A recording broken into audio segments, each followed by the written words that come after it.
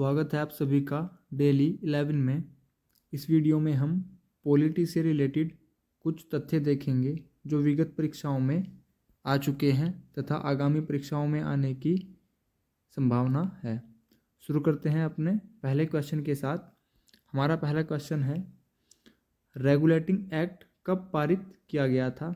Option A सन 1771, option B सन 1772, option C सन 1773, ऑप्शन डी सन 1774। हमारा यहाँ पर सही आंसर होगा ऑप्शन सी सन 1773 में रेगुलेटिंग एक्ट पारित किया गया था। चलते हैं अपने नेक्स्ट क्वेश्चन की ओर। क्वेश्चन नंबर सेकंड, भारत के गवर्नर जनरल को किस एक्ट के द्वारा अपनी समिति का निर्णय अस्वीकार करने का अधिकार मिला? ऑप्शन ए 1786 का अमेंडमेंट एक्ट, ऑप्शन बी 1785 का अमेंडमेंट एक्ट, ऑप्शन सी 1790 का अमेंडमेंट एक्ट, ऑप्शन डी कोई नहीं। यहाँ पर हमारा सही आंसर होगा ऑप्शन ए 1786 का अमेंडमेंट एक्ट। इसी के द्वारा भारत के गवर्नर जनरल को अपनी समिति का निर्णय अस्वीकार करने का अधिकार मिला था। क्वेश्चन नंबर 3 है हमारा, महारानी विक्टोरिया को भारत की साम्राज्ञी कब नियुक्त किया गया? Option A 1860, option B 1858, option C 1857, option D 1850। यहाँ पर हमारा आंसर होगा ऑप्शन बी 1858। 1858 में ही महारानी विक्टोरिया को भारत की साम्राज्ञी नियुक्त किया गया था। Question number 11, question number 4, Morley Minto सुधार बिल किस वर्ष पारित किया गया? ऑप्शन ए है 1919, option B 1909, option C 1920, option D 1910। यहाँ पर हमारा आंसर होगा 1919, option B is correct answer. Question number 5 की ओर चलते हैं। क्वेश्चन नंबर 5 है हमारा, भारत की आज़ादी के समय इंग्लैंड में किसकी सरकार थी? ऑप्शन ए सामंती सरकार, option B Labour Party, option C Tea Party, option D कोई नहीं। यहाँ पर हमारा आंसर होगा option B Labour Party. Bharat की आज़ादी के समय, इसका मतलब 1947 में जिस टाइम भारत आज़ाद हुआ था, इंग्लैंड में लेबर पार्टी की सरकार थी। क्वेश्चन नंबर 6, किस अधिनियम की विशेषता प्रांतीय स्वायत्तता थी? मैं दोबारा बोलता हूँ, किस अधिनियम की विशेषता प्रांतीय स्वायत्तता थी? यहाँ पर ध्यान दीजिएगा, प्रांत के बारे में बात कही गई है, प्रांतीय स्वायत्तता।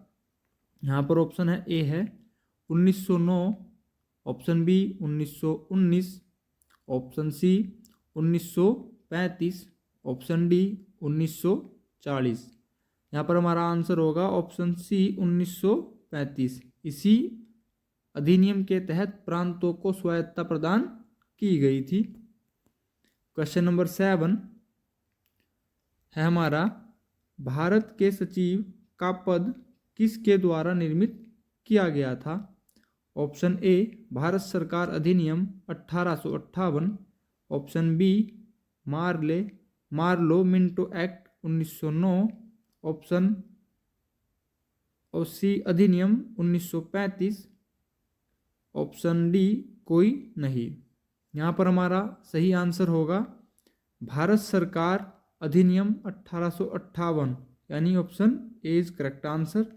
इसी के तहत भारत में सचिव का पद सृजित किया गया था। याद रखिएगा, भारत सरकार अधिनियम 1858 इज करेक्ट आंसर।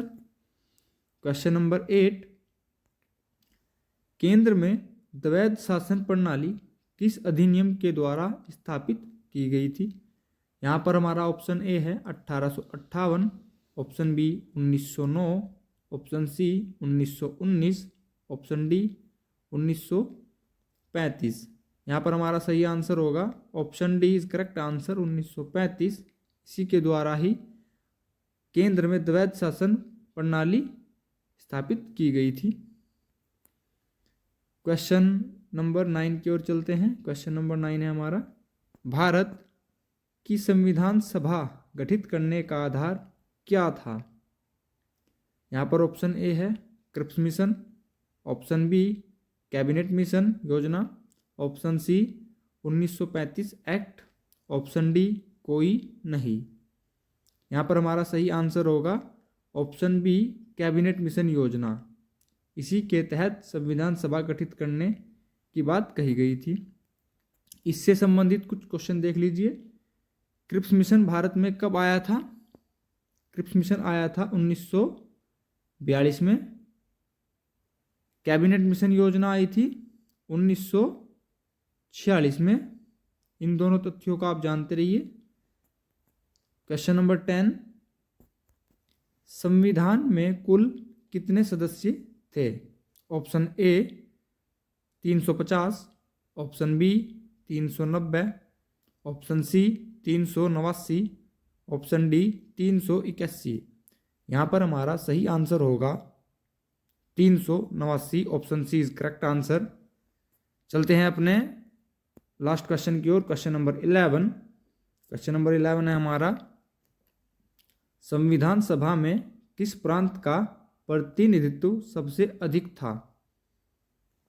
हमारा पास ऑप्शन है, option A Awadh, option B मध्य प्रांत, ऑप्शन सी संयुक्त प्रांत, ऑप्शन डी कोई नहीं। यहाँ पर हमारा सही आंसर होगा इसका संयुक्त प्रांत। Option C is correct answer. संयुक्त प्रांत का ही संविधान सभा में सबसे अधिक प्रतिनिधित्व था। इसी के साथ हमारा यह सेशन समाप्त होता है। Thank you very much.